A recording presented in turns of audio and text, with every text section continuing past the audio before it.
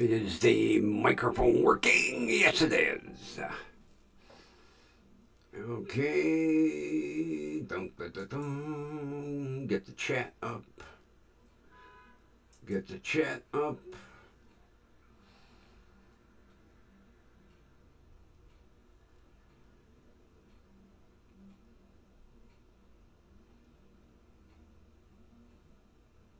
Okay, chat is up and Ketty's here.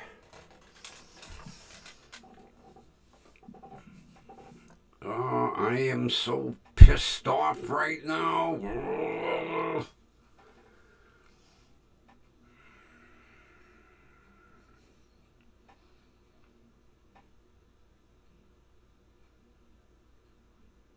Delivery companies. Oh, shit. Oh, God. If I had any hair, I'd be ripping it out right now.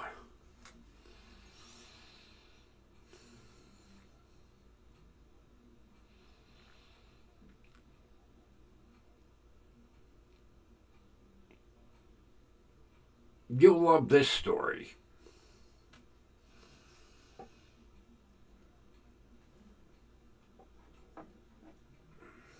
Mainly because living in this area, you're going to know the locations.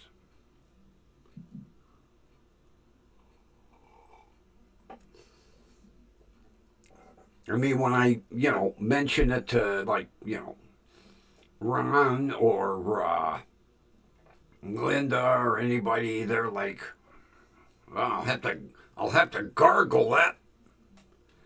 But you'll know, you'll understand this.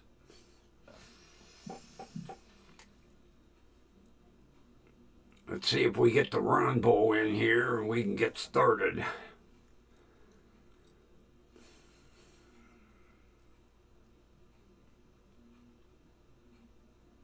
Although I hope he's feeling all right. He didn't sound too good last night.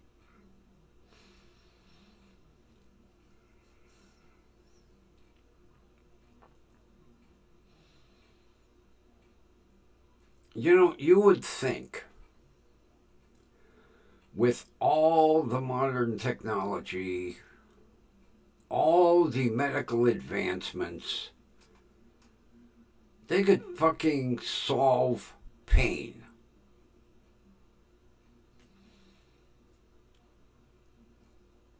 It's like we're back in the 1800s.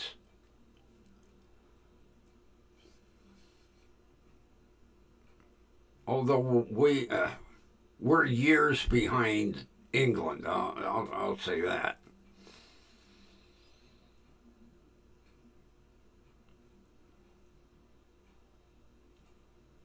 Even my pain management doctor admitted it.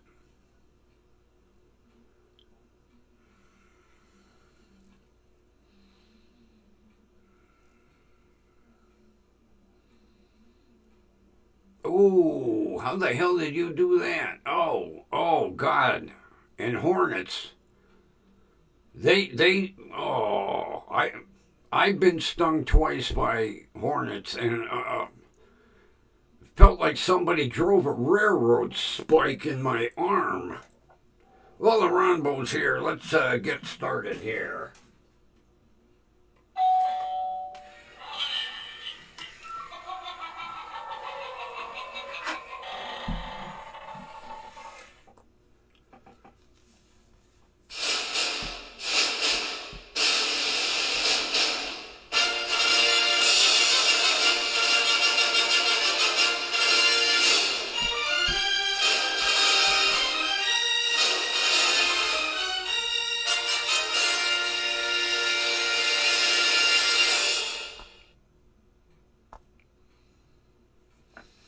Broadcasting live from station WDWL TV corporate offices located on the Grumpy Vulture Boulevard, and my two personal studios are located on Grumpy Old Man Road. And for your first timers, that's me. And me too. And the grumpy jackalope, who now has a banner to match his size. Oh, oh, oh, oh.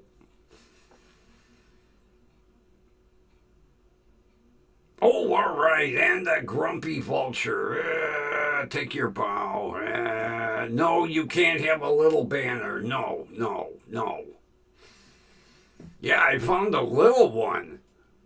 WDWL TV. A little one for Mr. Maybe if we shut this light off, you can see it. Shut the light off. Come on, light off. You can hardly see it, but it's WDWL TV. Little jackalope, little banner. Big asshole, big banner. Almost as bad as my asshole delivery today.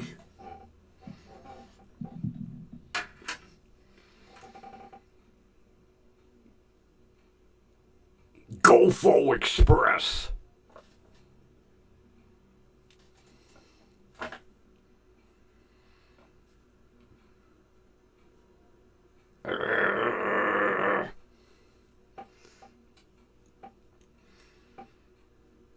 I go check the tracking number this morning, and it says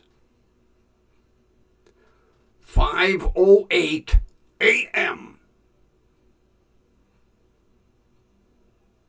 Package left distribution terminal, Warrensville, Ohio. Out for delivery. I finished my coffee and I started to extract the fuel pump from the Passat, which was a bitch.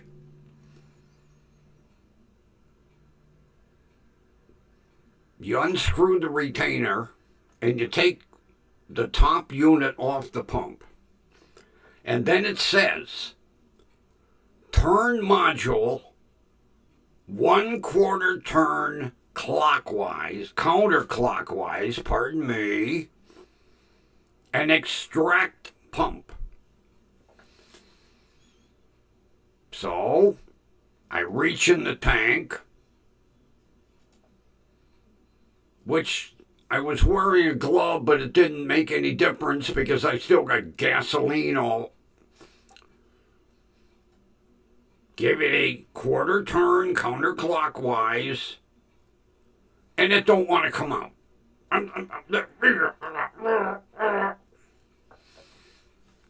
What it didn't bother to tell you is you have to turn it 1/4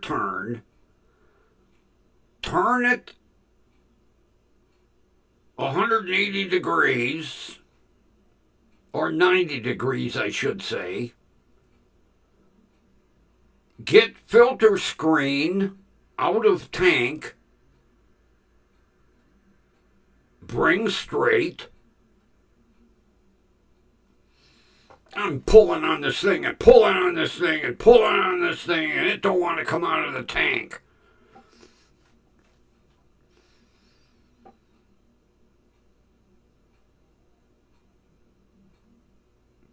Finally, I just went,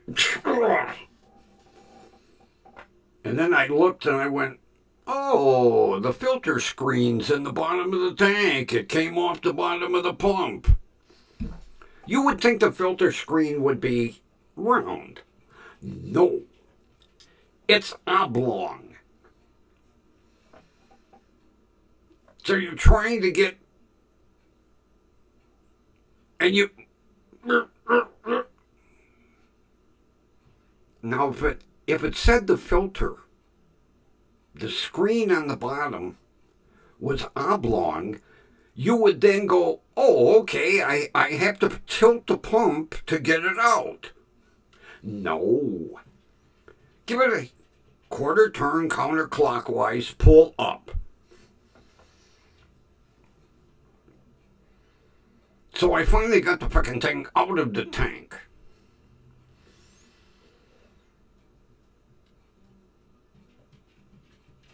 So I'm waiting for my delivery.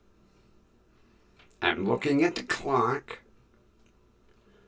and it's noon, and then it's 1 o'clock, then it's 2 o'clock, then it's 3 o'clock, then it's 4 o'clock, then 5 o'clock, and I was like, this is bullshit. So I go back on the computer and I pull up the tracking number, and it says delivered to front porch 10:28 a.m.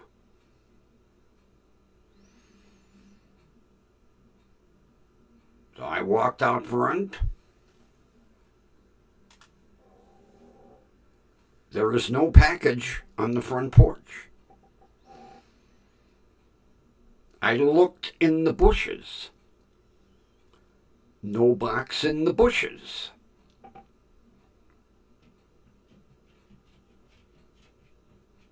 I'm like, where did they deliver this to? Just for grins, I looked on the roof. Nope, they didn't throw it up on the roof.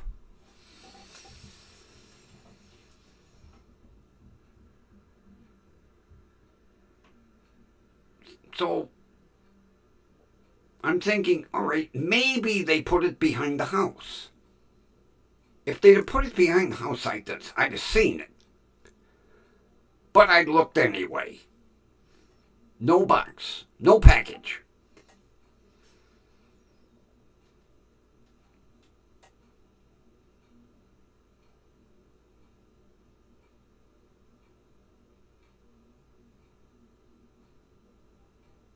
So I decide to really look in the bushes, thinking maybe they tossed it. I'm looking under the shrubs. No, not on the left side. I go to the right side of the porch. Nope, not under those shrubs. And out of the corner of my eye, I spot a box on my neighbor's front porch. Now, they get deliveries all the time. I started to walk away and went, let me go look. Sure enough, it's my fuel pump. Been sitting on his porch since 10:28 this morning. Directly under his address, which is on his storm door, like mine, in big numbers.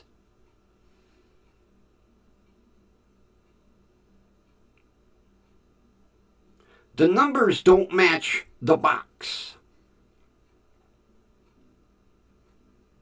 But they delivered it there anyway.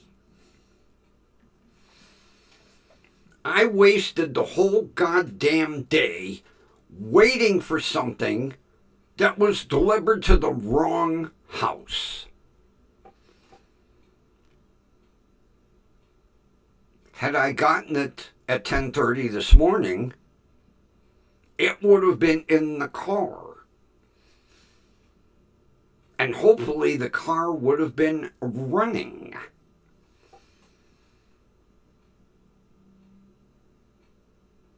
Now, I had plans for tomorrow,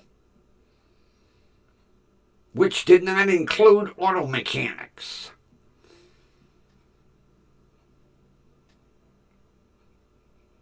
But I want to get the fuel pump in the car.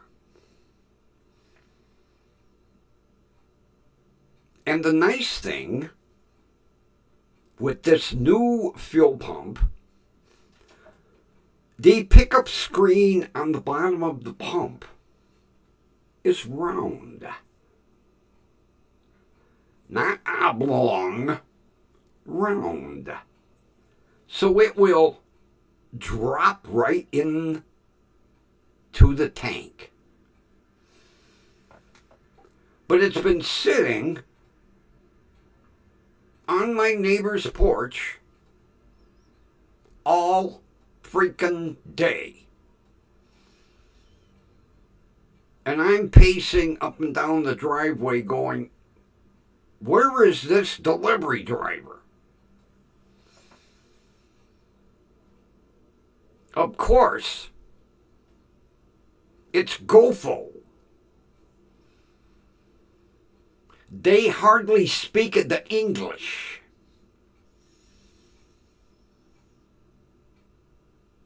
It's obvious they hardly read English. Because the addresses didn't match. But they were able to check it off their list. Package delivered.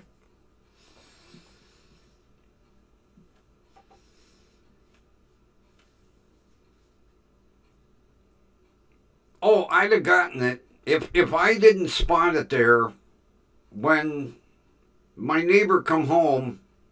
He'd have brought it over, you know, like, hey, look what was on my front porch.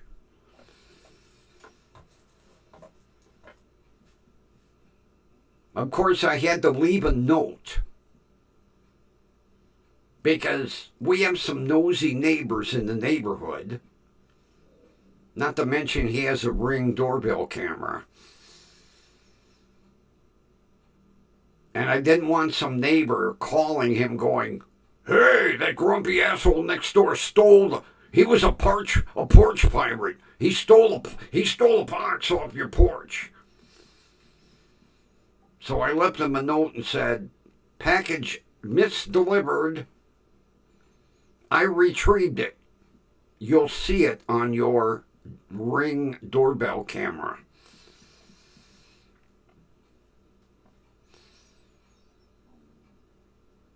It would have taken me 10 minutes to get that pump in the car and test it before I buttoned everything up. I wasted the whole day waiting for something that was misdelivered.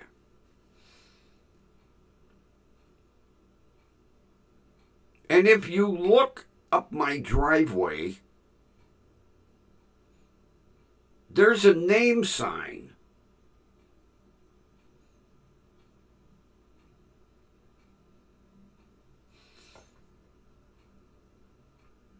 It was on my parents' house.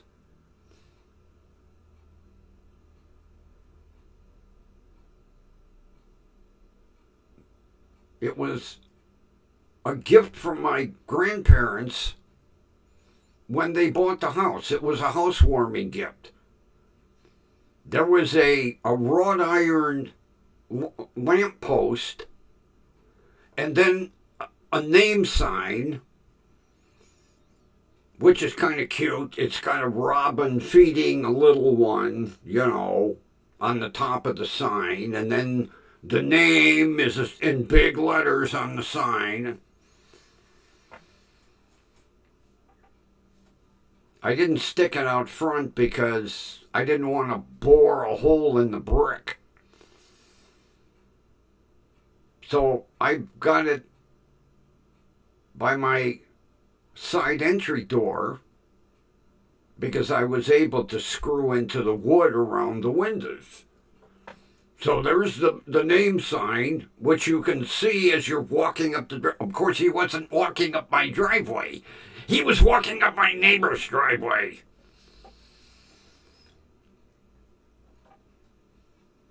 And as he put the box on the front porch, there's an address right there. He could. Oh, number no match. Number over there. No. I deliver package. No rice for you, Hop Sing.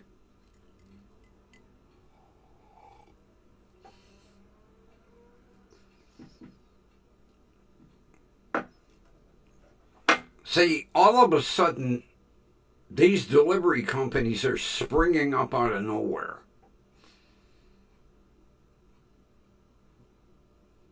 You know, we've got GOFO Express, Yun Express.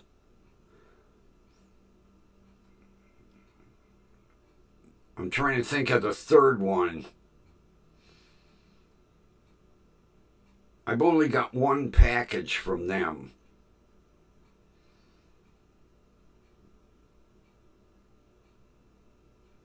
Well, I can't think of the third one.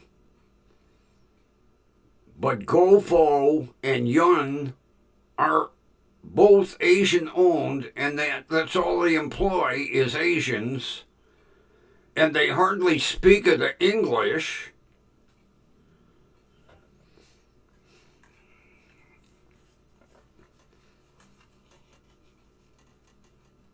And it don't do any good to you know, I was going to fire off a bitchy email. It don't do no good. First of all, they can't read it. Second of all, the damage is done. What are they going to do? Oh, next time we make sure deliver to your house.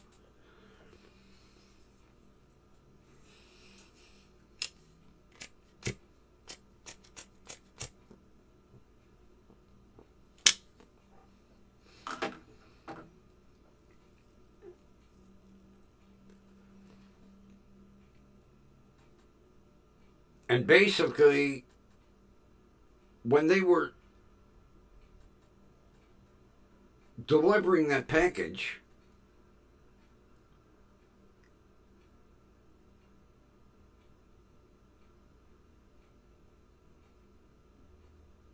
I was attempting to extract the fuel pump out of the car.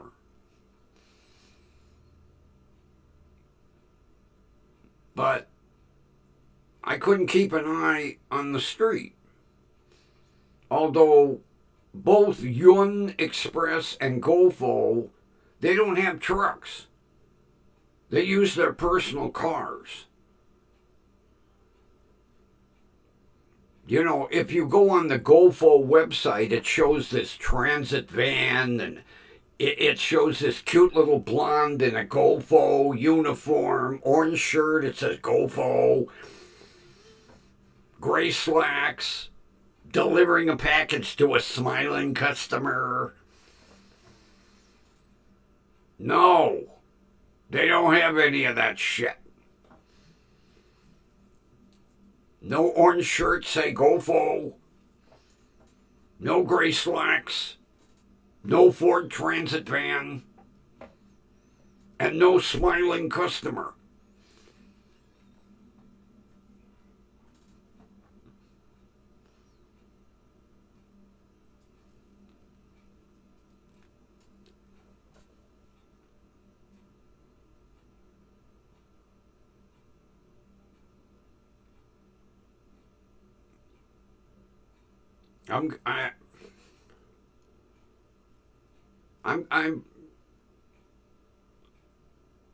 There's no address. I would go on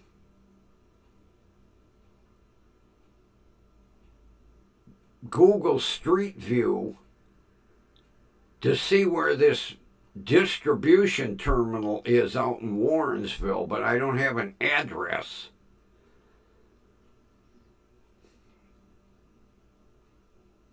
I don't know if I just bring up Warrensville on the map and just kind of scan around.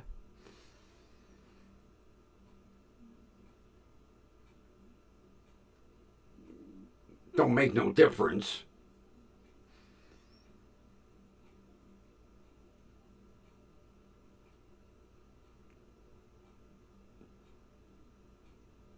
They're like Grubhub.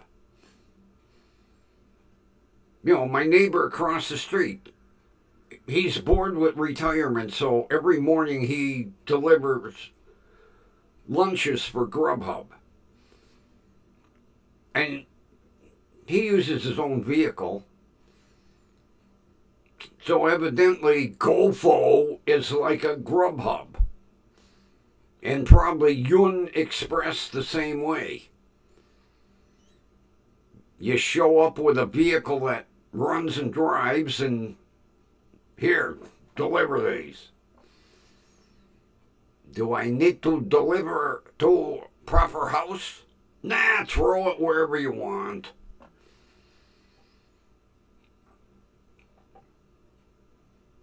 If he'd have looked at the package and looked at the door, he would have went, no match. Numbers no match.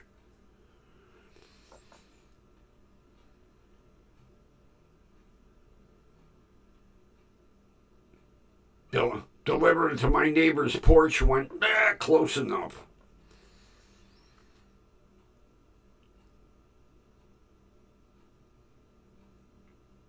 I mean, he's not home yet. We'll know when he comes home. So I'd have got to, too late anyway. Whether I found the thing at, 10 after 5 or whether he hands it over here at 8 o'clock at night.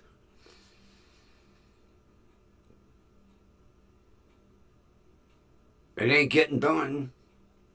If I was 20 years younger, I'd be out there working on it right now.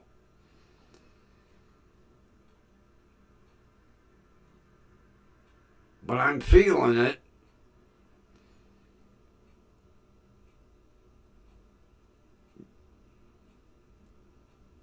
Shit. 20 years ago, I can remember back in the 70s and 80s, I'd be out till 2, 3, 4 in the morning working on vehicles.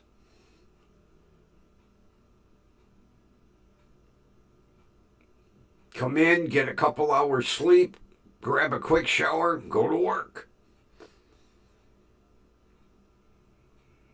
Those were the days. Come in, catch 2 hours of sleep.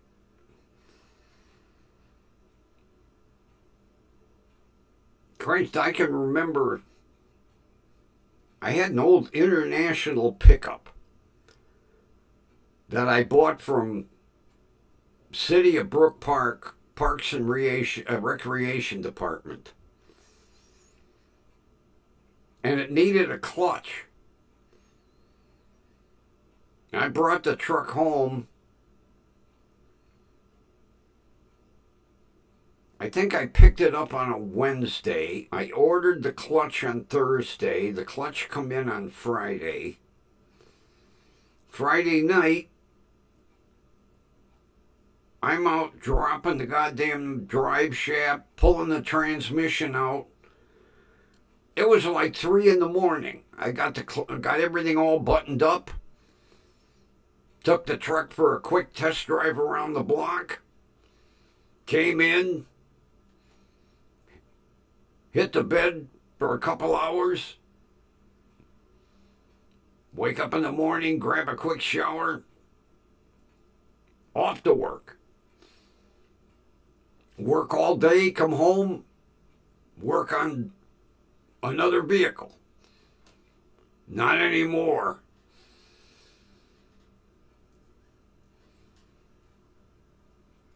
My age is showing.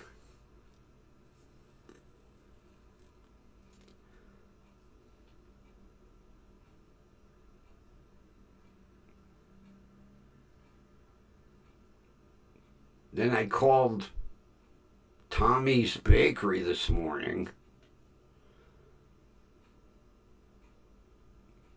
I said, I'm really happy to see you're open again. I have a question before I drive over there. The girl said, yes. You got any pogotchas? No. No. Well, we don't make that many because people don't know what they are. When are you making them again? Let me check with Tommy. I'll hold. She comes back on the phone and says, Tommy will be baking them Monday morning. Good. Put me down for 2 dozen.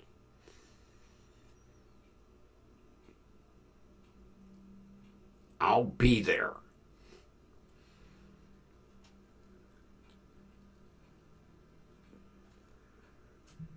I didn't even ask the price. I don't care. I haven't had them in several years. I'll probably eat a dozen on the way home.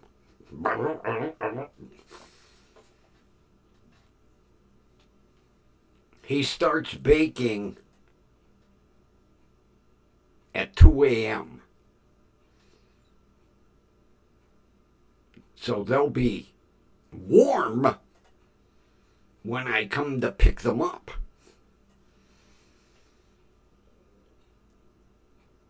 And then I'm going to have a standing order. 2 dozen every Monday.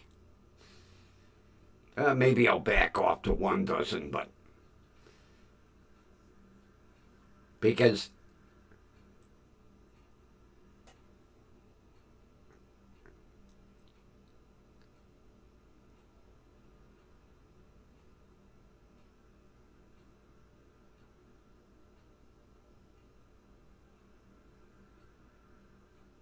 well, they did answer my email a couple months back when I said their tracking system is shit. I said it says leaves destination, arrives destination. Leaves destination, arrives destination. They were like, oh, okay, we're going to work on that. And then about a month and a half later, it said, like, my fuel pump left Fresno, California. It went to Chicago. From Chicago, it went to Warrensville. And then this morning, out for delivery. So at least you know where your package is. But phone, oh no. Oh no. The phone rings and rings and rings and rings. They don't, no. They don't want to talk to you. No. I left probably a dozen voicemails. They never call me back. But they did answer my email. But yeah. Well, it's obvious. If they're running the operation like a Grubhub, you know, one day they might have a dozen drivers, the next day might have 2. It's obvious it's a fly-by-night part-time organization, evidently. But if you're going to start a delivery company, you have got to have reputable people. You got to have running vehicles that are not going to break down. You have to have a good tracking system. And you have to have drivers that speak English. Now, I got nothing against an Asian community starting a delivery service. It provides jobs. You can't run it the way you're running it.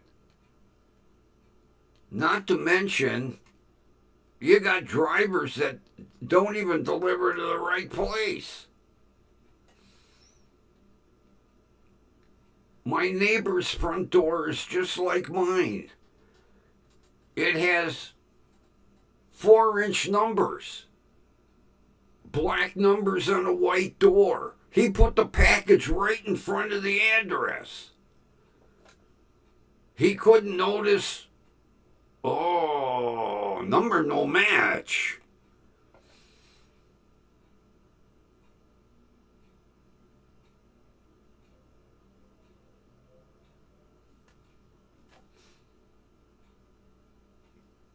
He probably pulled up in front of my house and then walked next door with the package.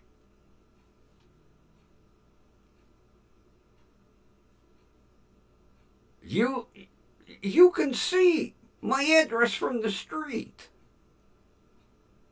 Black numbers on a white door. 4-inch, just like his. It's not like I got these little itty bitty.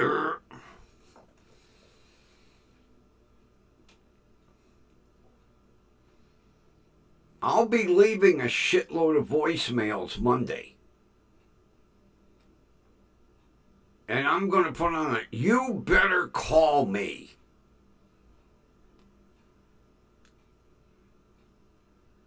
Because if you don't, I'll just keep leaving voicemails. Like I did with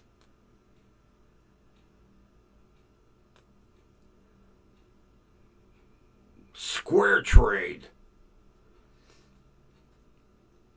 I finally got the director from the corporate office to call me because I left 50 goddamn voicemails in one day. And she called me and went, please stop leaving voicemails. Well, Christ's sake, answer your fucking phone. And return a voicemail. Why do I have to leave 50 to get you to call?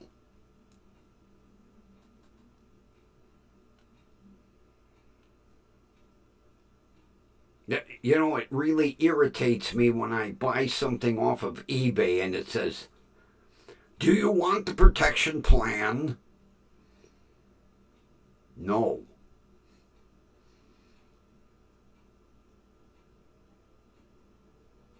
Even though, you know, people think they're getting it from Allstate.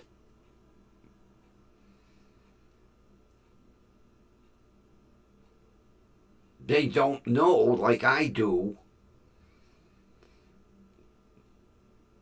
that Allstate has spun off a secondary company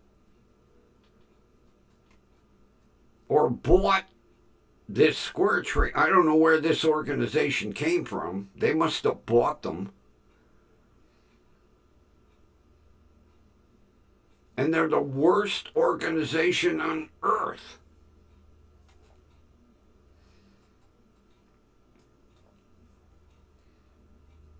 But this GOFO runs like a Grubhub or an Instacart or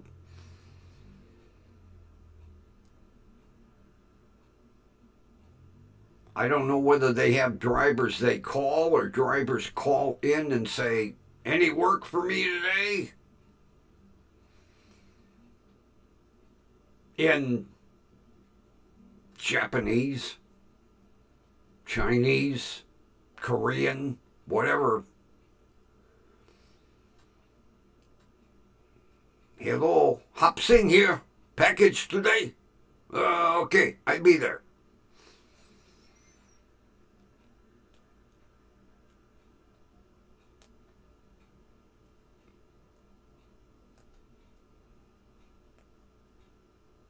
And they didn't even take a picture. The last time I got a package delivered by them, they took a picture. I go on the website, nope, no photograph.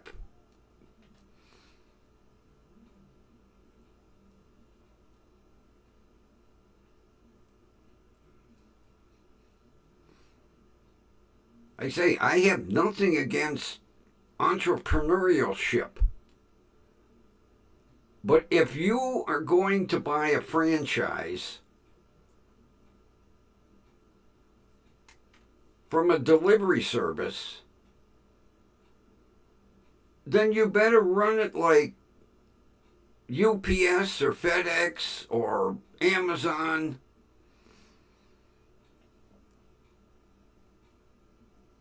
You can't do it half-assed.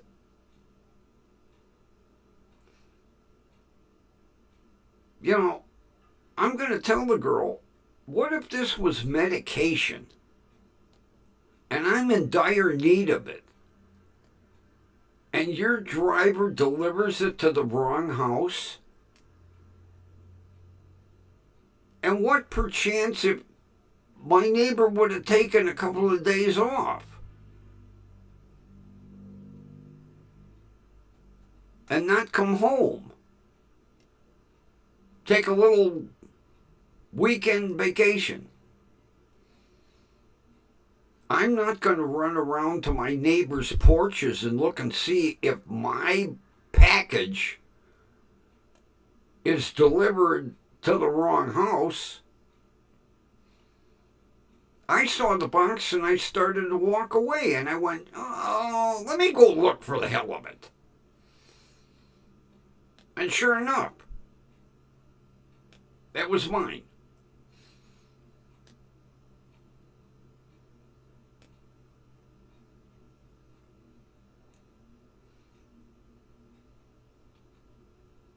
Matter of fact, I'm not even going to mention it. It was a car part. Well, they're going to know what basically because they picked it up at an automotive warehouse. So it's not like I can say, oh, it was medication.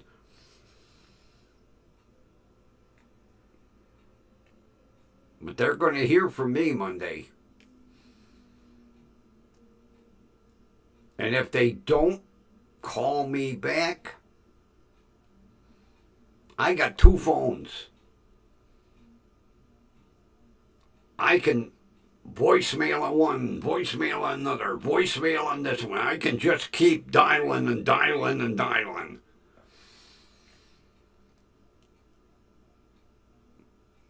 Like I say, I did it with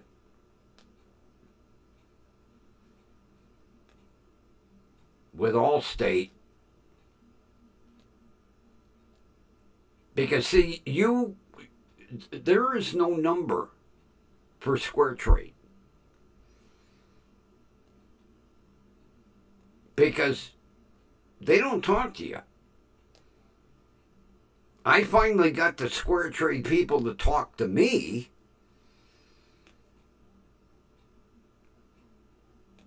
Because one of them made the mistake of calling to leave me a message.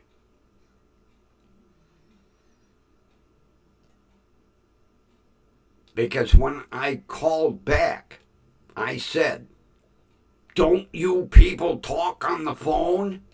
No, we communicate by email. And that pissed me off, and I called Allstate Corporate.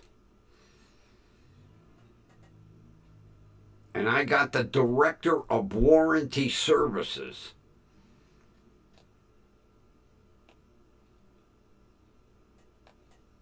But I had to leave 50 fucking voicemails in one day in order to get her to call me.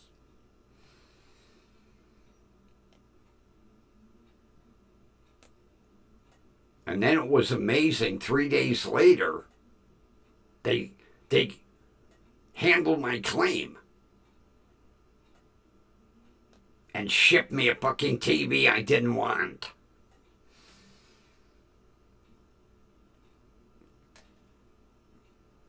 Send me a goddamn email that said, "We'll be giving you 3 choices." And then the next day, "Your Hisense TV will be delivered this afternoon." What? Wait a minute. I didn't pick that TV. Where's my 3 choices? They sent me the cheapest fucking TV they could send me.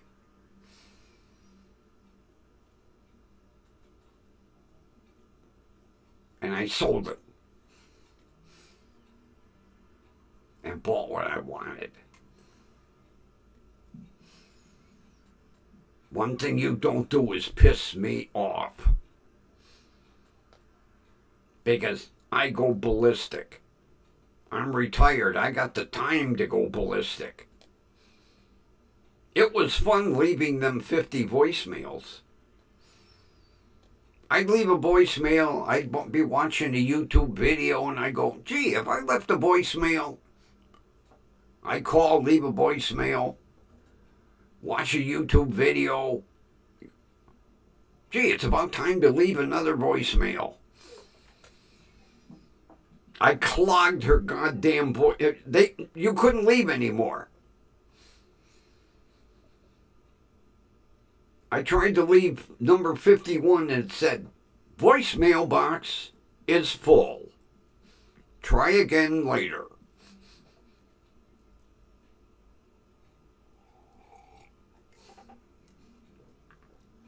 You know, Kathy, my sister bought it for my niece for Christmas. And they love it.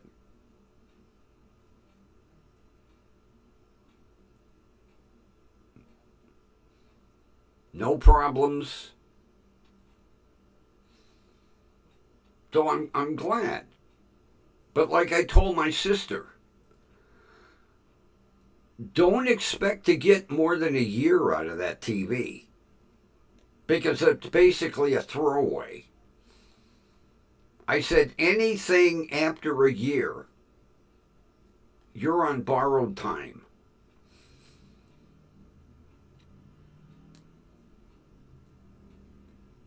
Because I guarantee there is one manufacturing facility in China making a multitude of television sets.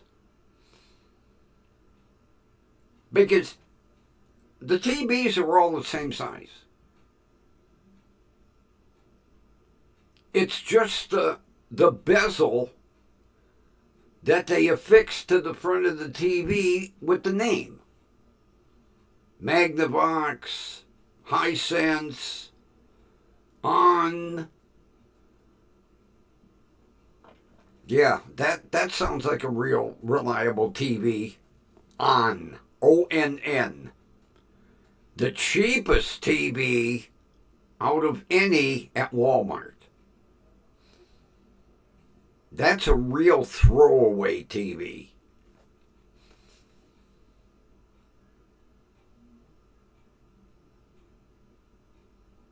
So, the TV comes down the line. Time to put the trim bezel on. Okay, what? All right, this one's a Hisense. Click. And then on the other side of the factory, they're making the remotes. And most of the remotes are identical, except for the name.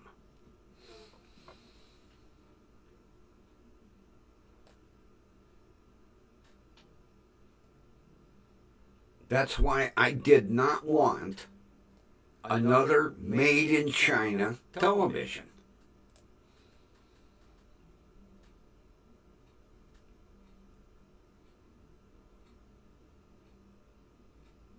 So I got a made in Mexico Samsung.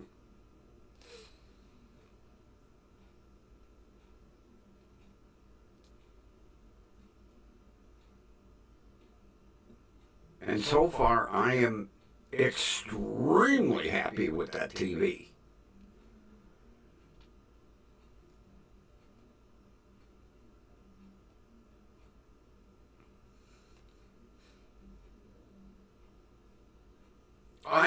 Kathy, I think that's why my Magnabox, or my RCA burned out. That TV put on for, there's no tubes or anything in these goddamn sets.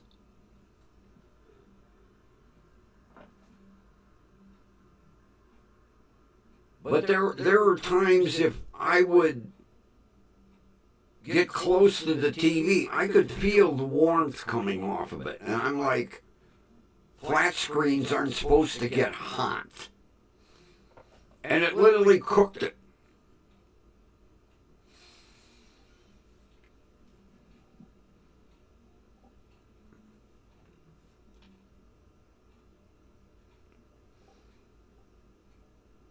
I didn't know on-made tablets.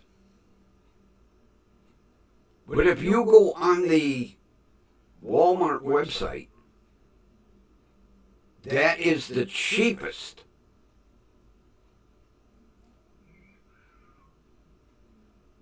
You look at a 55-inch and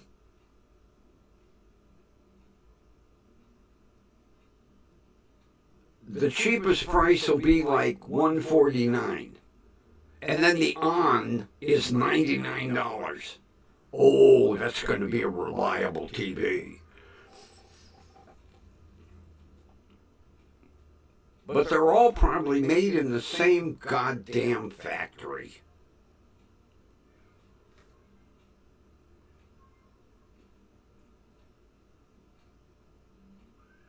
Because when you go to Walmart, every flat screen is identical.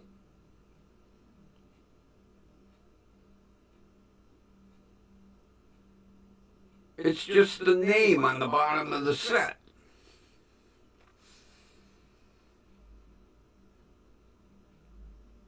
But I fell for it. I bought that RCA thinking it was going to be quality like it was back in the day. RCA, Radio Corporation of America. One of the first television sets ever to be sold. Handcrafted quality. Not no more.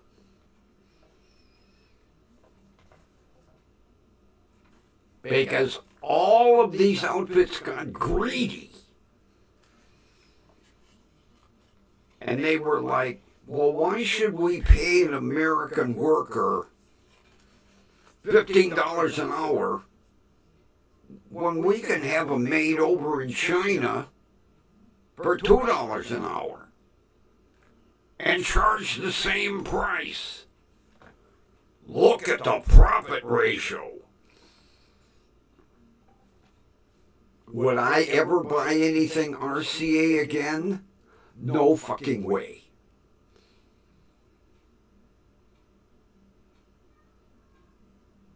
I wouldn't trust the TVs. I wouldn't trust the radios. Never again. And like I say, my grandmother had that big honkin' RCA radio that they bought in the 30s that she would listen to the Indians. And it worked perfect. And I wish I would have got that out of the house. Although it weighed about as much as a dump truck.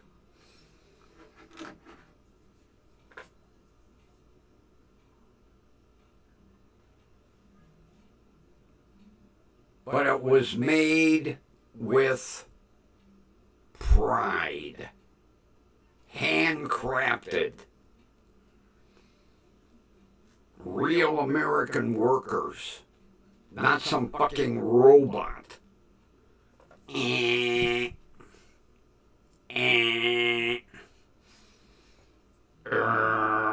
Oops.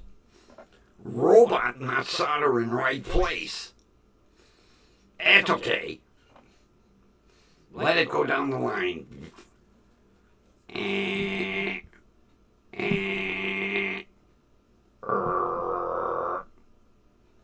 Oh, just robot fucking up a little bit. Does TV work? Uh-huh. Okay, ship it.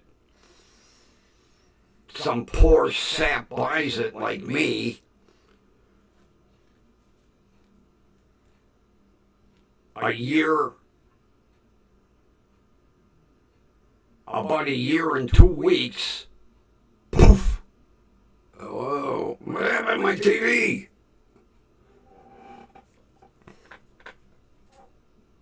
Maybe the battery's off. Put a battery in the remote.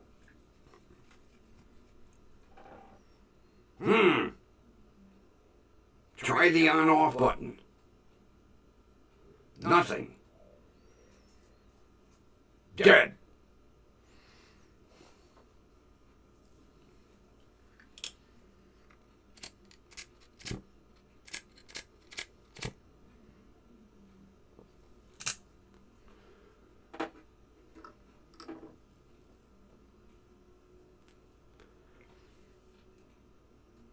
Yeah, the new RCA slogan. RCA, real crap for America.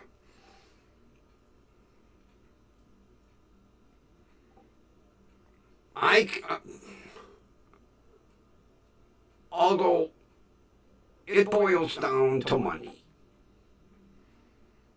But I guarantee the founders of RCA are spinning in their caskets, knowing that they offshore a proud American company name and stick it on crap.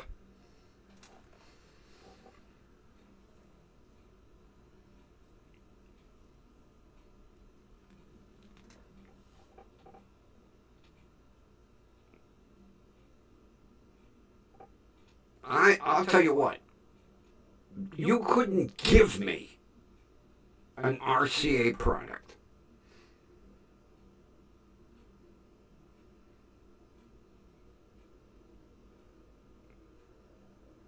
But I would bet my next Social Security check that every goddamn TV is made in one plant.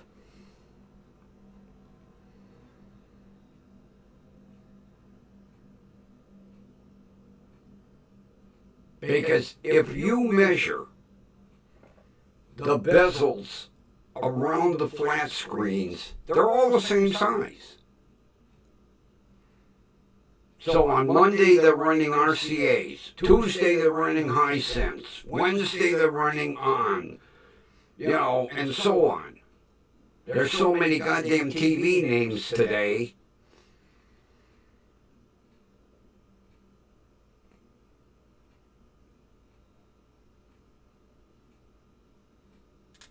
Although, who made Kenmore? Was it Whirlpool? Because I remember back in the day,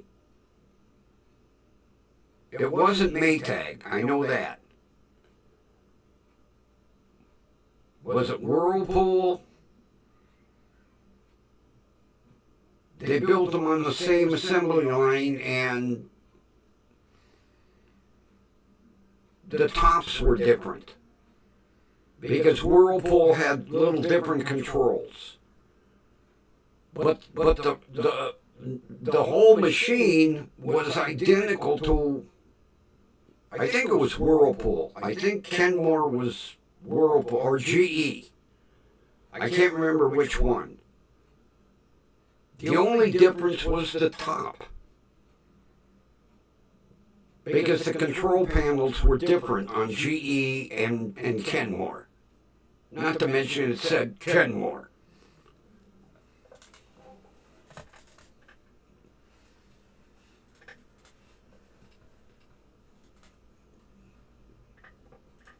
My knife is sticking me in my ass. Oh, hold on.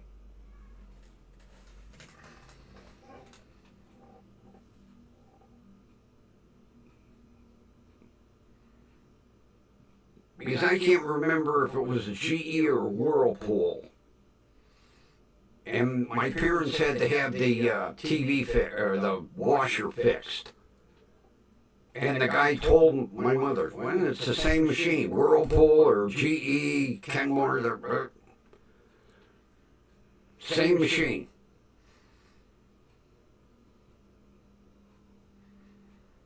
But it was built in America.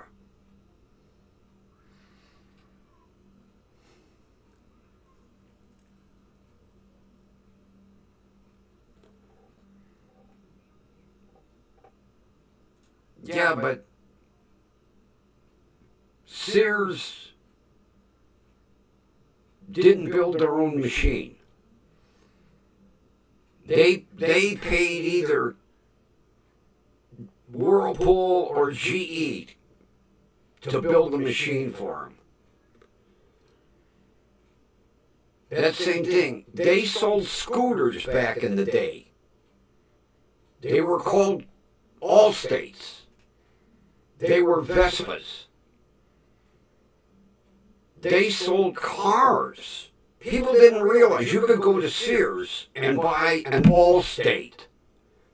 It was a Henry J. or a Kaiser. Yeah, you can go to Sears, buy a pair of shoes, buy some sheets, pillowcases, and a car.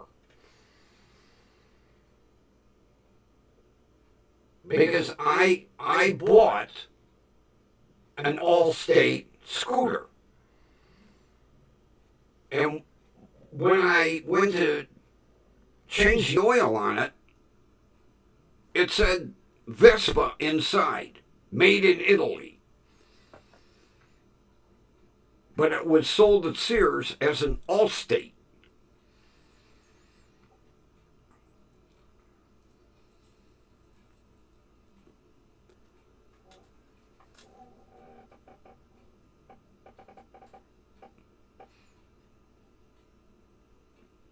It was Whirlpool.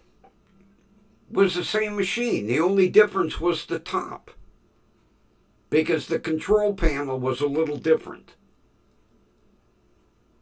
So, as a matter of fact, they had two assembly lines. One was Kenmore and one was Whirlpool.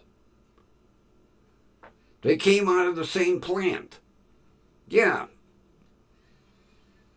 Monkey Ward did the same thing. But it was all made in America.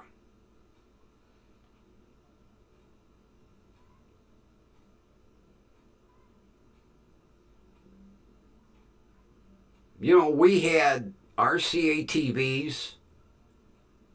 My parents had a Dumont. I never even heard of a Dumont. Was made in America. A Dumont. They didn't last long. I don't know if Dumont got bought out by somebody. But yeah, we had a Dumont.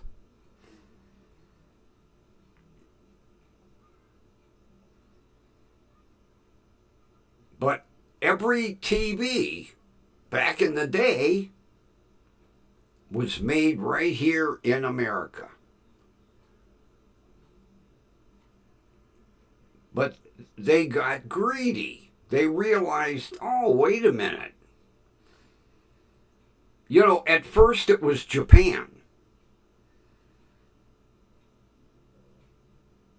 American companies were contracting with Japanese companies.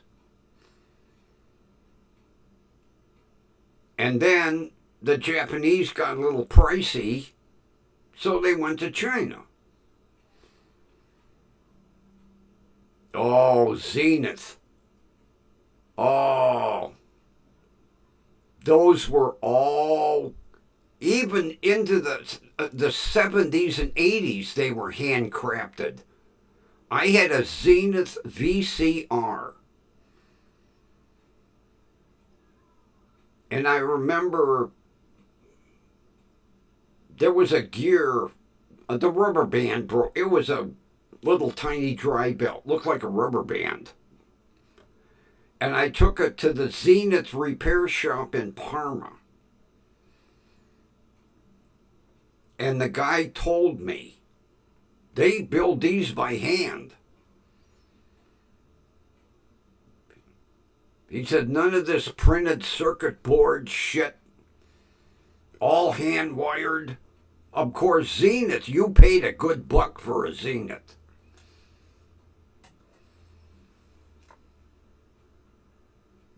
Zenith was not cheap.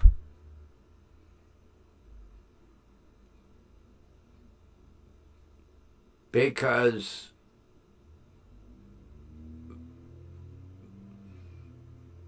you know, RCA and Magnabox and the other TV manufacturers were using printed circuit boards. But Zenith, that's why they went under. Their shit was so expensive.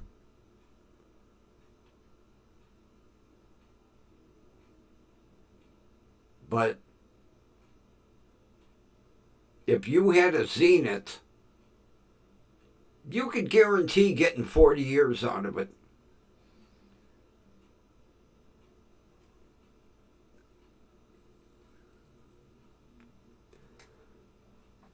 Oh shit, I had one of them back in the day. Had a TV screen about the size of a business card. I don't even think it was that big. I think the screen is like 2 inches by 2 inches. You went blind watching that thing. But they had a gimmick.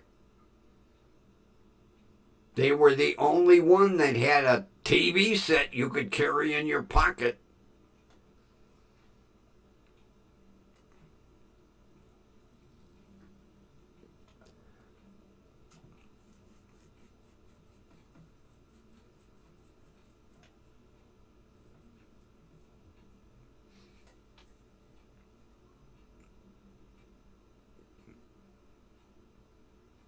Oh, I had fun with that little tiny thing.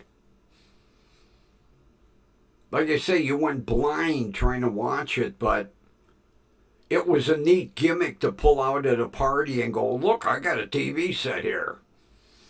Pull out the antenna. Okay, let's see, are we going to get a signal? Yeah, there we go.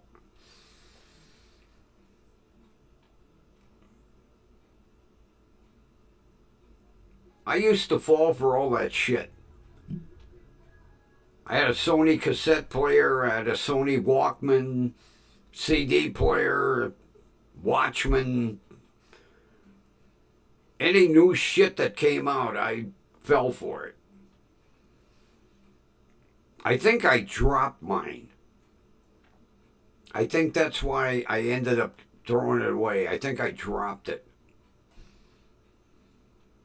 But it was cool to pull it out at a party and go, look, I got a TV set.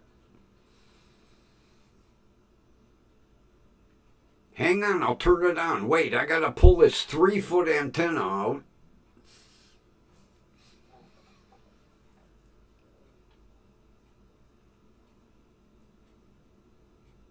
That's a real collector's piece, Ron. That is a real, especially still working, that's a real collector's piece. Because hardly, I haven't seen one of them in 50 years, easy. Especially if it still works, boy, you got a real collector's item. But the problem is, nobody'd buy it. You'd put that thing on Faceplant Market Space and somebody'd call you and go, does it get cable? No. Is it color? No.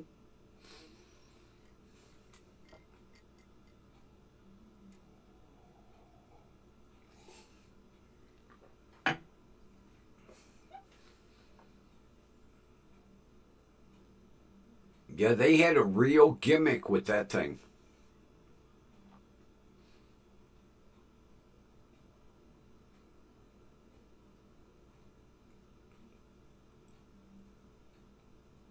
Because I remember the commercial.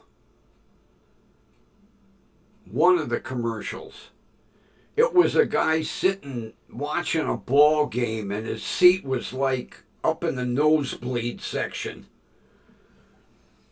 And the guy next to him was like, I can't see shit. And the guy's there like, watch my TV with me. And they're sitting up in the nosebleed section watching this little Sony Watchman.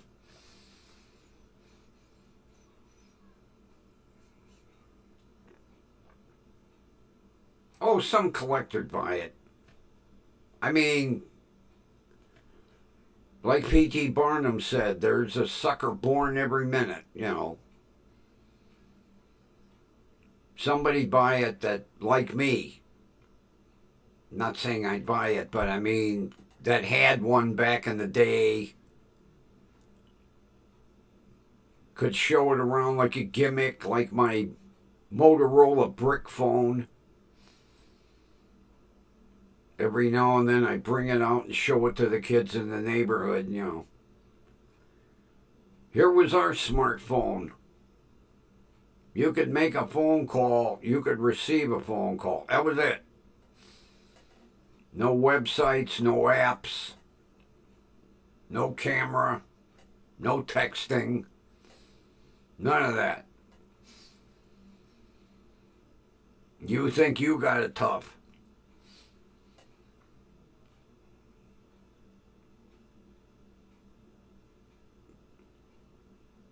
But back in, back in the 80s, that was cool to walk around with that brick and go, look, I can call you if I can get a signal, because cell towers were like 50 miles apart.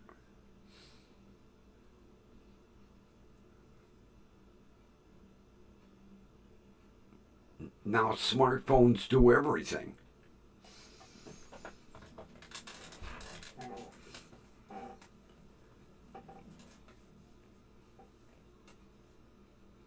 Which I still can't believe how stupid criminals are to this day.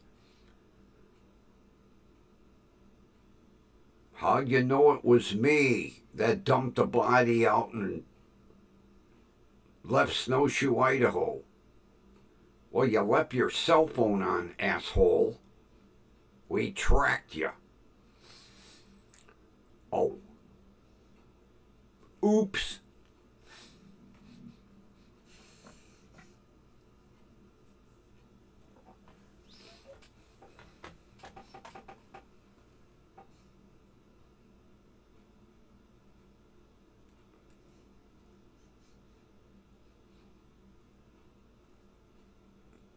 Matter of fact, I watched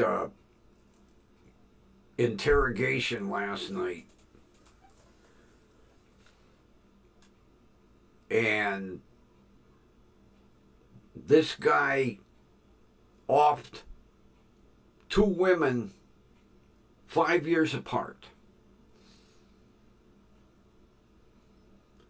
And the first one was unsolved. Well, the second one,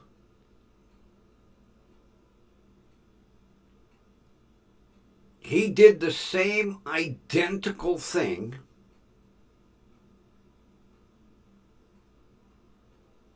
and dumped the body in the same identical place, except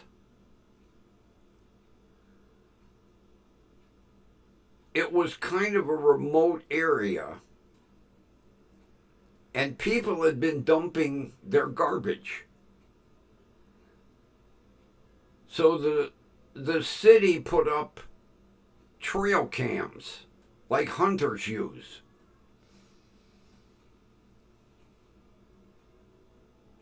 And it was infrared. So they couldn't tell the color of his car, but they knew what make the car was by the taillights.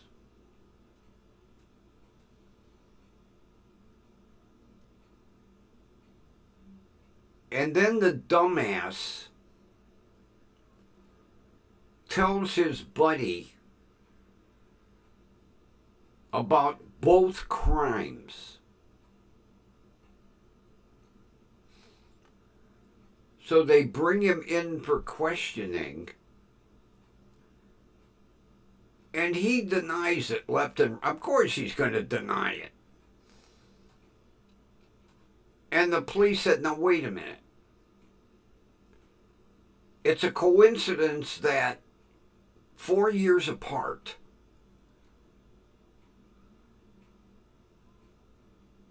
you offed these two females the same way. You dumped them in the same place, and you poured bleach over both of them. Now, coincidence? And he was like, well, yeah. They said the taillights matched the kind of car you own. Well, I'm not the only person that owns that kind of car.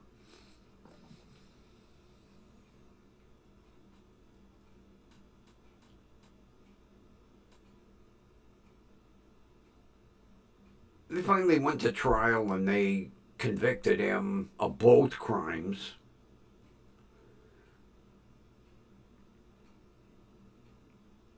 If you're going to do that,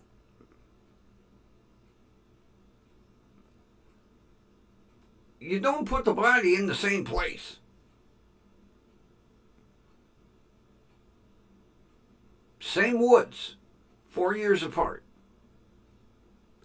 But since he got away with it the first time, he thought he was going to get away with it the second time. Although he was smart enough to leave his cell phone at home. So they didn't have that proof.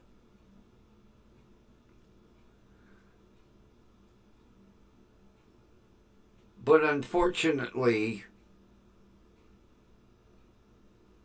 when they did a search warrant on his car, it's a little hard to deny DNA.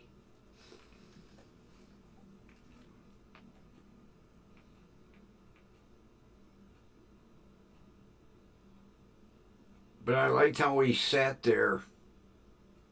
Not me. Not me. Nope, not me. Got the wrong guy.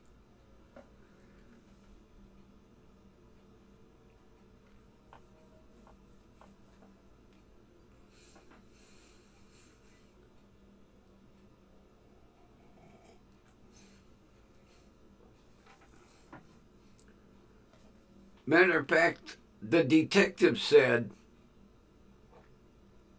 we could almost measure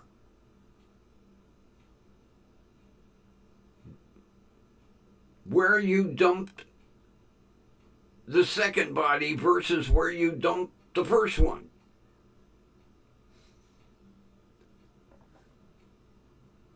But he thought, well, I got away with it the first time. Well,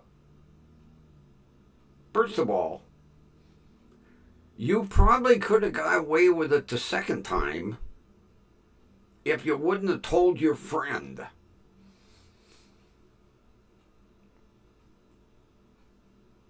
And see, when Crime Stoppers offers a reward, even though it's $1,000, hey, $1,000 is better than zero. Hello, Crime Stoppers. I have a tip. You want to solve 2 murders?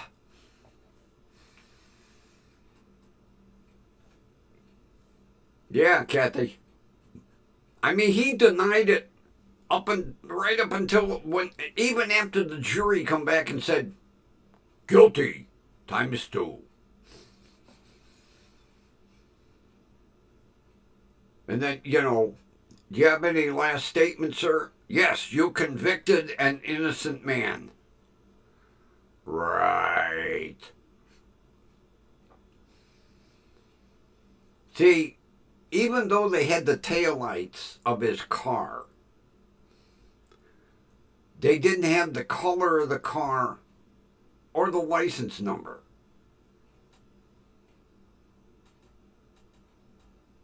So that's why he kept denying. He goes, oh, there's thousands and thousands of Cadillacs.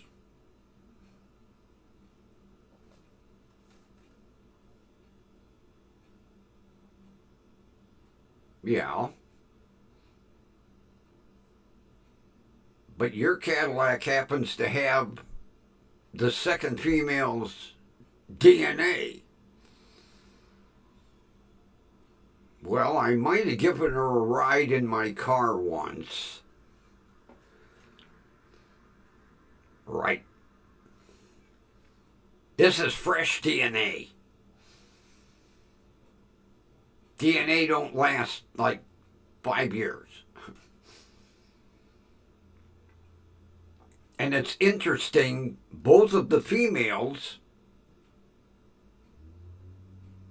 were off the identical same way.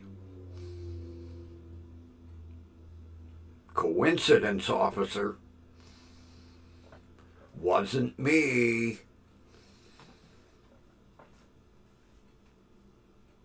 Every time they threw out more evidence, he denied it even more.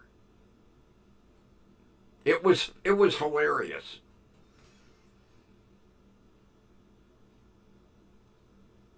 And the first time they interviewed him, they had to let him go because they didn't have the DNA back yet.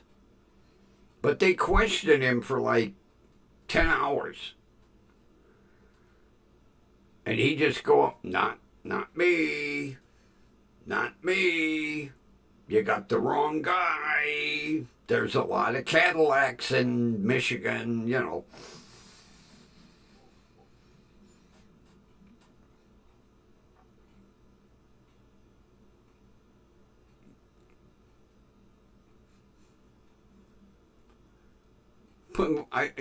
Like when the officer said, from the first body you dumped to the second one, we could just about measure. You dumped them in the same spot. Not me. How stupid.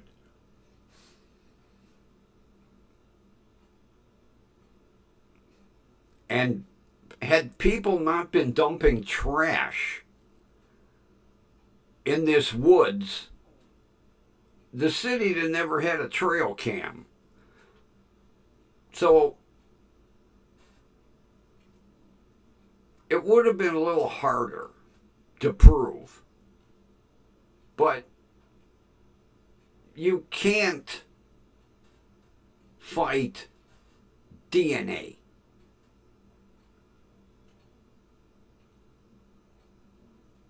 How many cases per year are tried on DNA? Hell, they convict without a body. There's something that these idiots don't know. Touch DNA. Right there, I have now left my DNA. If they swab that, I don't have to spit or bleed on it that's it. Touch DNA. I'm leaving my DNA. Look, DNA.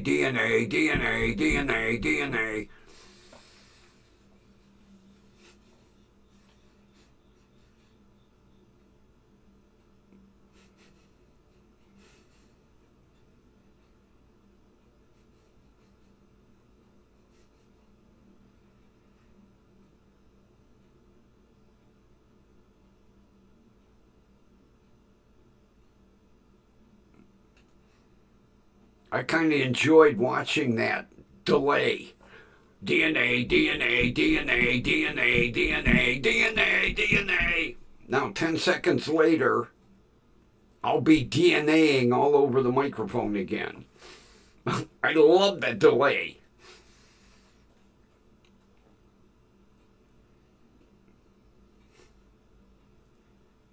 Here we go.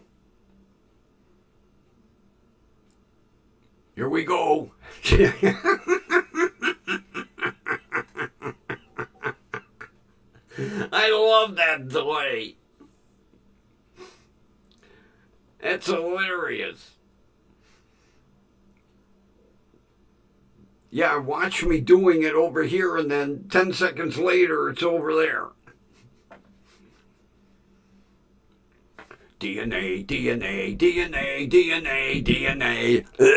DNA. This microphone's loaded with my DNA now. Here we go. Wait till you see this DNA. Watch this one. Here we go.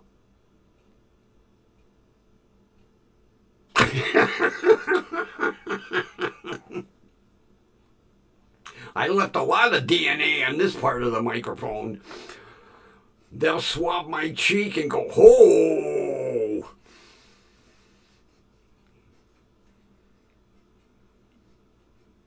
You use that microphone as a weapon. Your DNA's all over it.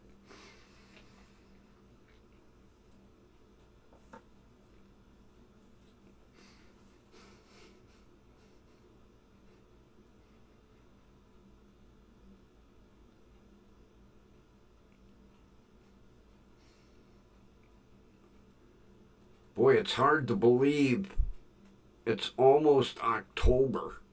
Oh my God. Where did the summer go?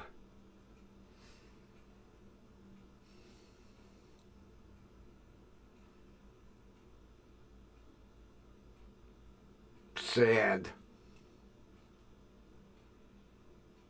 Very sad.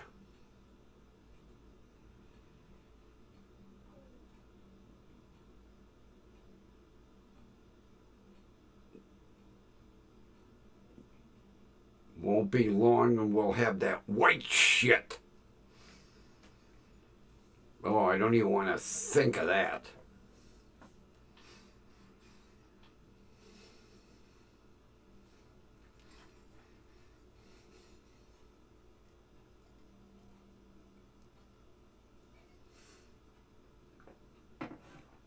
That's why really taking advantage of this weather. It's supposed to be 80 tomorrow.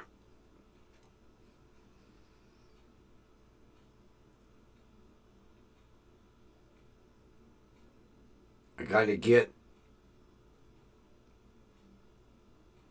well, I got shit to do in the morning, and then I'll work on the fuel pump because I got to get the other shit done first.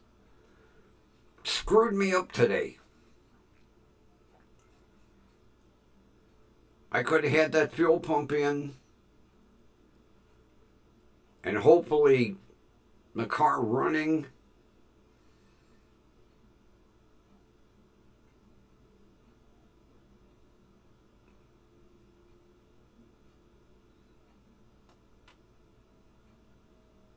Piss me off.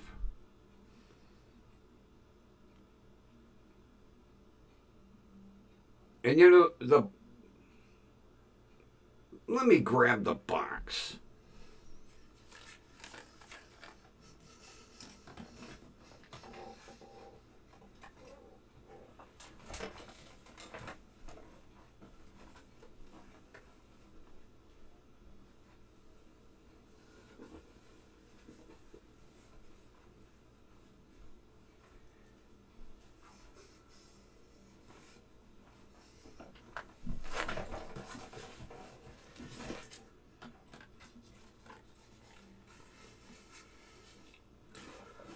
I just caught this out of the corner of my eye on his front porch.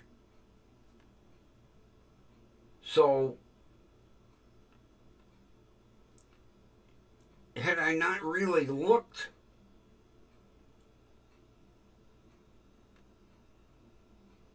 like I say, he's not home yet. So it would still be sitting there.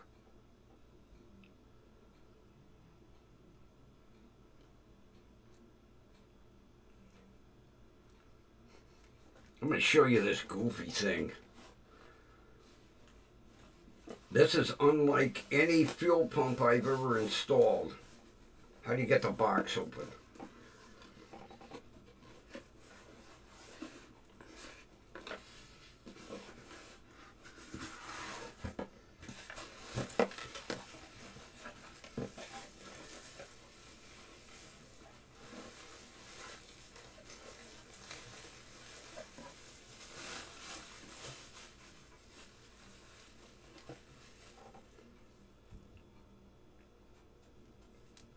Round, not oblong, but there it is.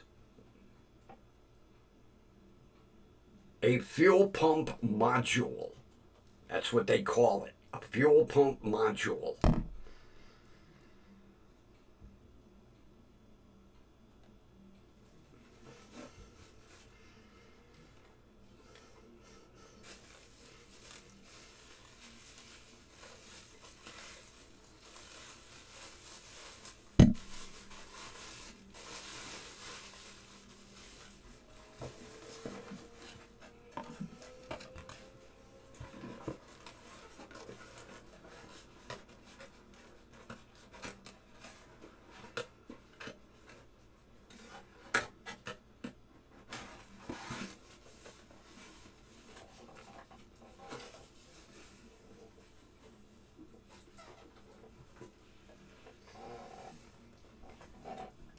Well, not really, Kathy.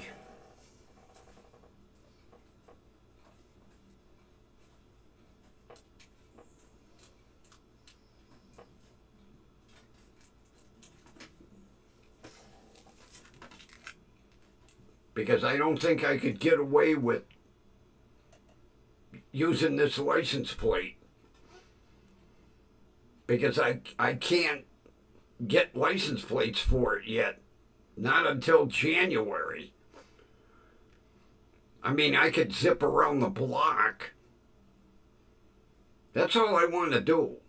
You know, take it around the block a couple of times, make sure I got the bugs worked out of it.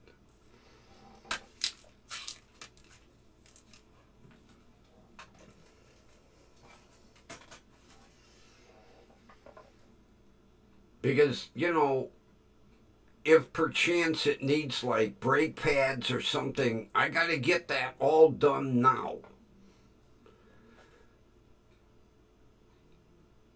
So, if I get it running, I can do a little road testing around the block. And then any bugs I can have all worked out in time to get my license plates.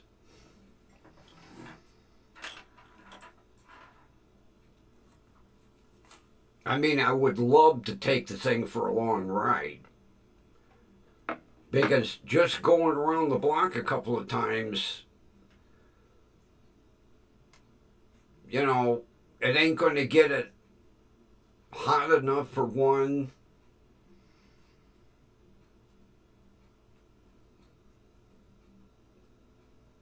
Unless I continue driving around the neighborhood. But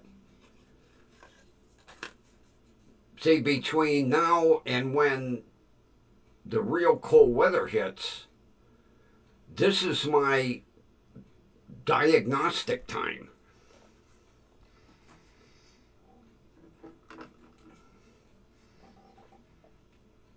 Because who knows what else. Well, it's going to need an oil and filter change. That's no big deal. But I mean, like, if it needs brake pads,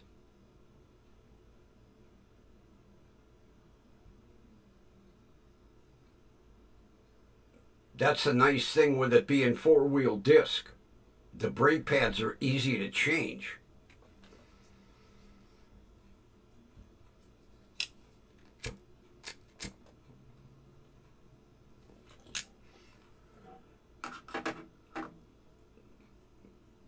I mean, we got one glitch taken care of. The radio.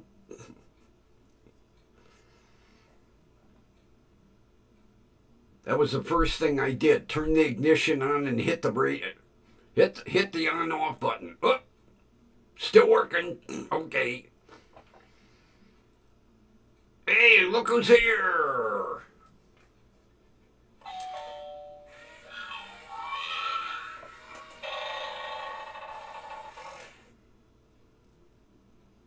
How you feeling?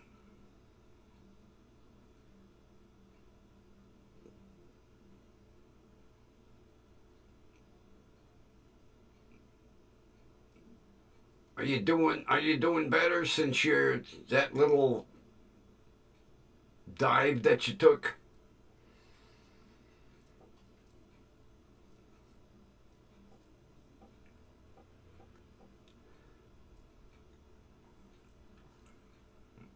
You gotta watch.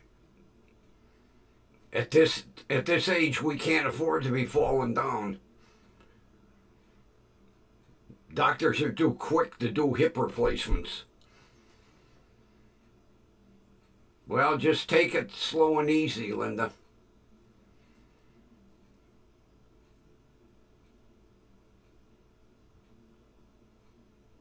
I still can't believe that, Kathy. I still can't believe it was that frickin' easy. Especially after the parts man at Volkswagen said, no, they don't put the code on the radio. It's on a card, or it's in the trunk, or it's in the glove box. It was none of them places.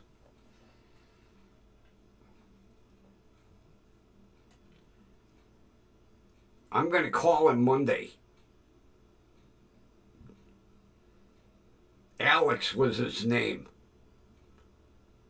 Yeah, Volkswagen Parts, can I help you? Can I talk to Alex? Speaking. Alex, you ain't going to believe this. The code was on the radio. I don't believe it. Somebody wrote it on. No. It was factory print.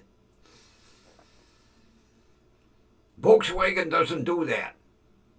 Well, I guess they screwed up with mine because 1500 was the code. My radio is working. AM, FM, cassette player, phony CD player.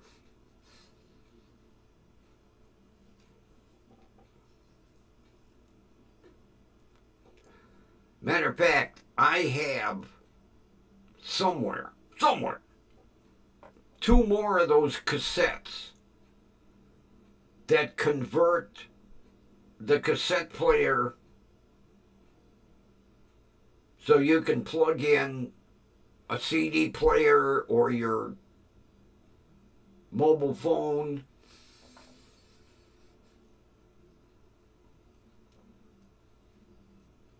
I gotta find them just in case. They're probably with the cameras. Everything's in that safe place. I still ain't found them goddamn cameras.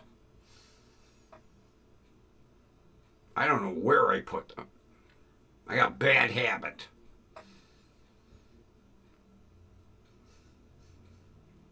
Let me put it in a safe spot. I'm going to have to start keeping a goddamn composition notebook. Safe place. Cameras. X. That way I'll know where I put shit. I went through that closet top to bottom. They're not in there. I don't know where I put them.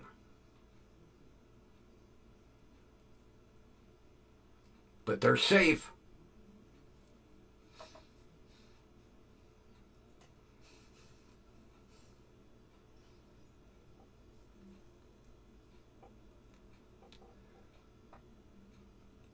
Christ, I heard a news story today.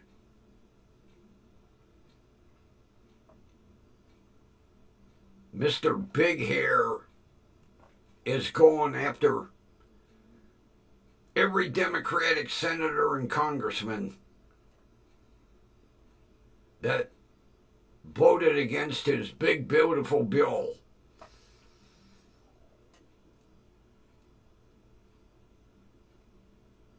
He wants them all out. Well, it's kind of hard. You can't fire a senator or a congressman. But boy, he's firing everybody else. Jesus Christ.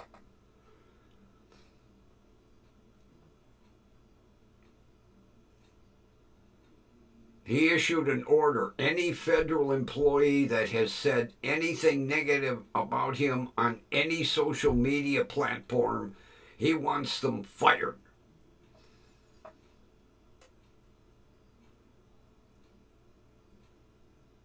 I thought that was called free speech. Not no more. The emperor has spoken.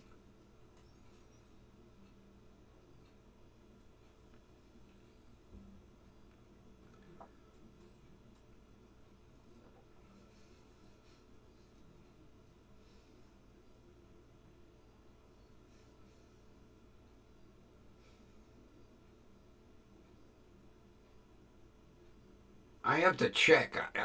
See if I forgot to check to see if WVIZ is still broadcasting or if NPR is still. I don't know how these public stations can do it without federal money.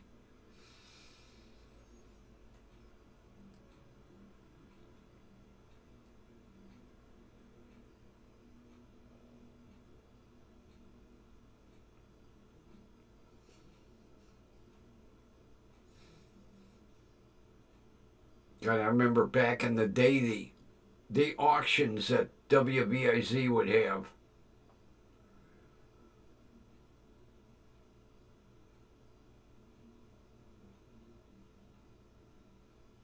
The live auction, you call in and bid.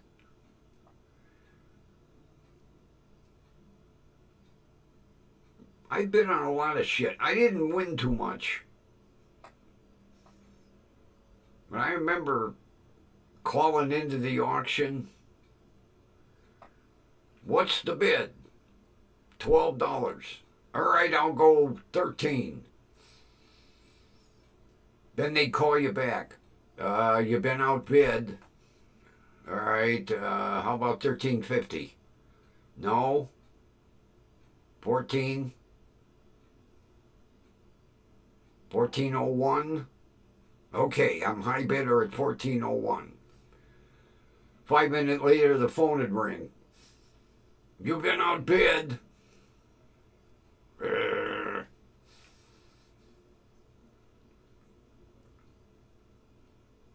Yeah, I missed the auction.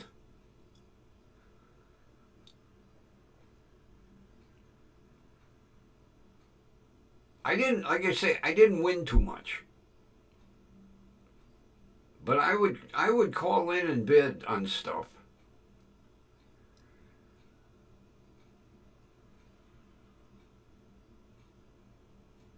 Because everything was donated.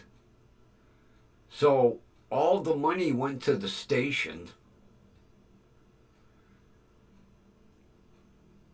I wonder if they still, well, if they're getting ready to go off the air. I'll have to tune in tomorrow. I used to like watching Nova, the science program. I used to love watching that on WBIZ. Nova always had some neat program.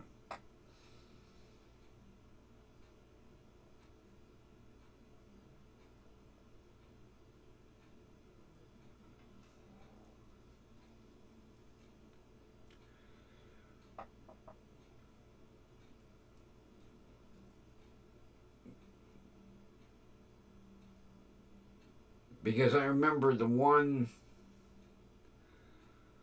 Nova program I turned into showed how they made, at that time,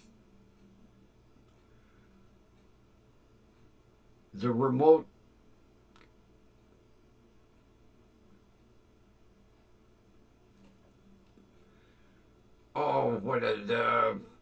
for undersea exploration, the remote, how they tested them.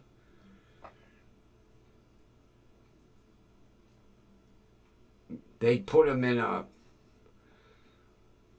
sealed chamber, and then they would pump in atmospheric pressure until the thing fucking exploded, and they went, oh, okay, we can only go down to 3,000 feet with that part.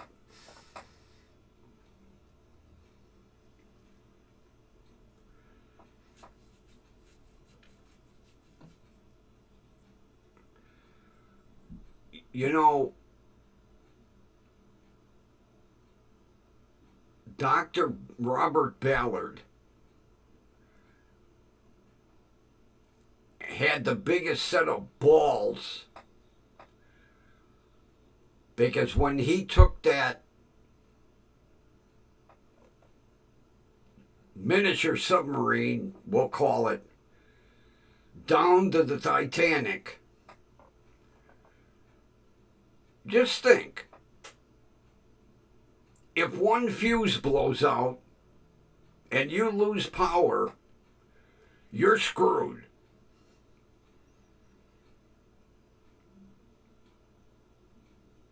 As much as I would love underwater exploration like that, no way. Because it's not like they can send a crane down to pick you up.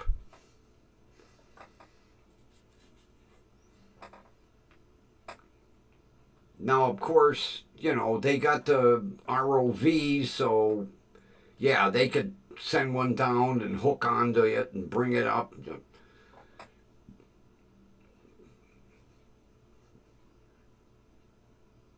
Too scary for me.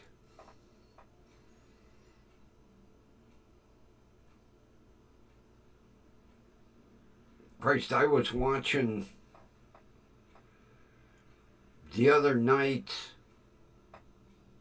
They were exploring, it was called the Puerto Rico Trench. It's deeper than the Mariana Trench. And they were down like 5,000 feet.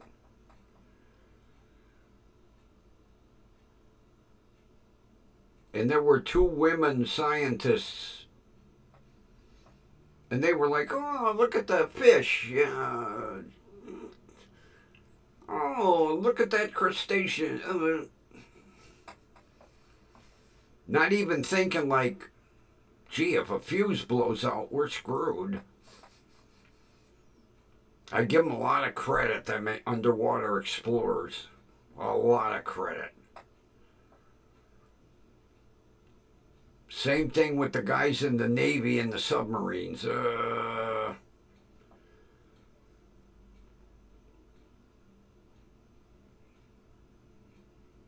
They were doing a tour of some nuclear sub and showing the bunks. Christ, you got about that much room. Wake up in the morning and poof, oh, ow, ow, ow, ow. Like sleeping in a casket.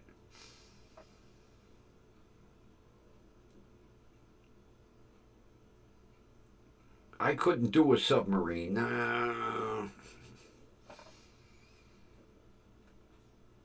And to think those guys are underwater for like 6 months at a time.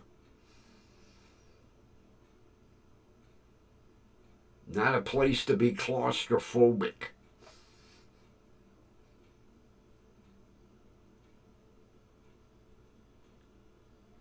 Yeah, I think they were 4 bunks high. But you only had about 12 inches maybe if you were lucky.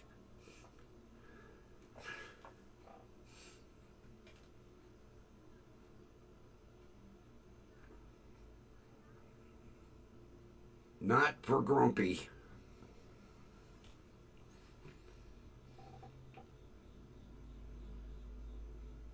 I remember taking a tour of the USS Cod when it was down at the lakefront. I know they towed it out to do renovations. I don't know if they brought it back. But I took the tour and I was like, you gotta be kidding me. People live in this thing daily?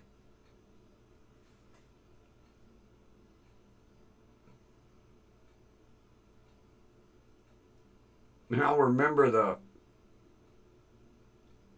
one naval guy that was given the tour. He said, well,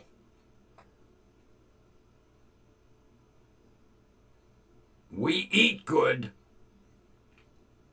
I was like, really? He said, oh yeah, we eat very well. He said, sometimes we have steak. Where do you store enough food in this tin can to go months at a time?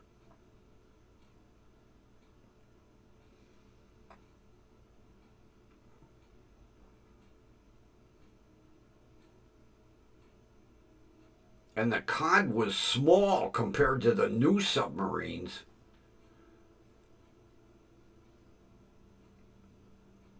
Although that was cool taking that tour.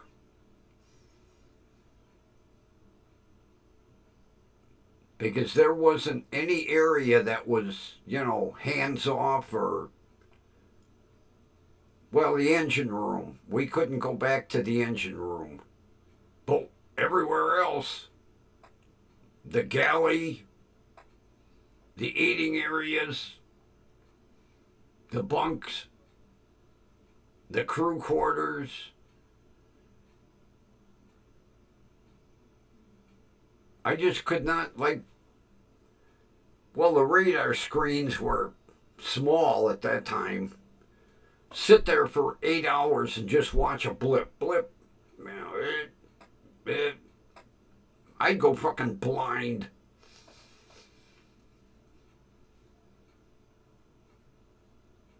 Give me an aircraft carrier.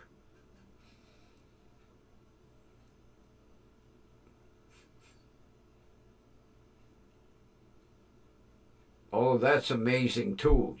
6,000 people on one ship.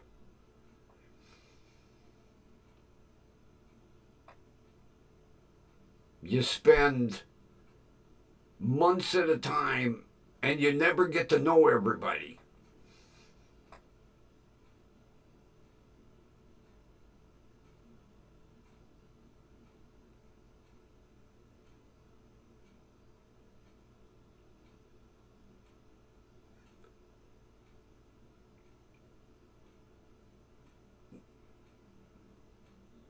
Thank God when it was during the Southeast vacation, I didn't have to go. I'd have ended up in a rice paddy somewhere. Although, like my buddy, boy, did he luck out.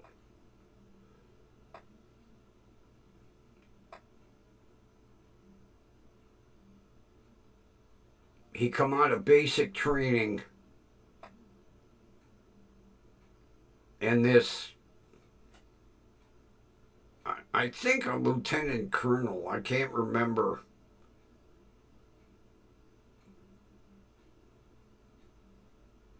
walked into the barracks and went, "Anybody here knows how to type?" And then my buddy was like, "Me? Come with me. You're going to be my personal secretary." My buddy was like, "Oh, okay. Prepare to ship out in the morning." He was like, "Oh, no." You know where he spent 4 years? Pearl Harbor.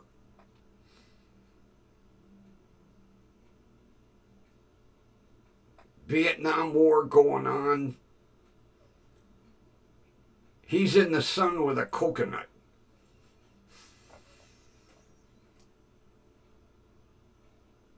I couldn't believe it. His whole 4-year tour. Hawaii.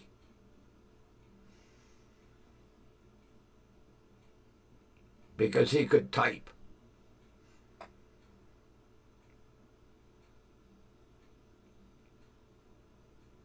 Although 6 of my friends didn't luck out that way, but he did.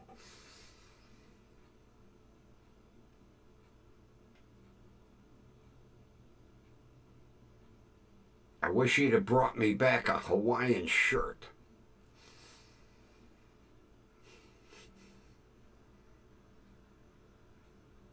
Although that was back in the day when you wrote letters. And it took forever for a letter to get to Hawaiian back, believe me.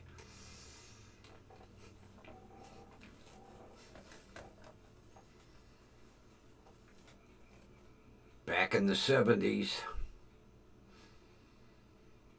Olden times. When dinosaurs walked the earth.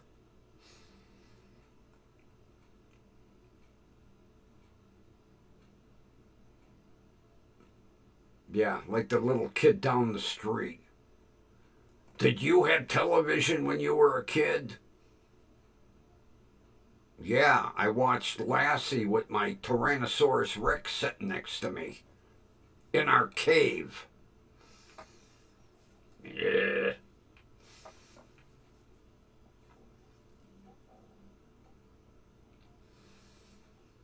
Well,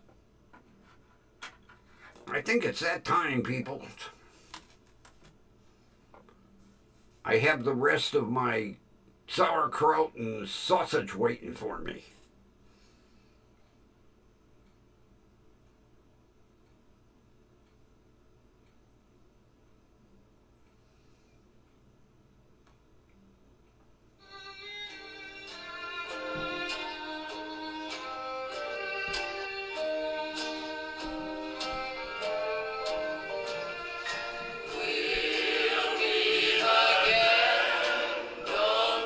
We know where, right here. WDWL TV.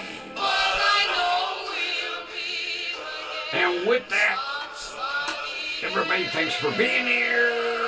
And have a wonderful rest of your evening. And we will meet again tomorrow night. And with that, see ya. So will you please say hello to the folks that I know? Take two. See ya.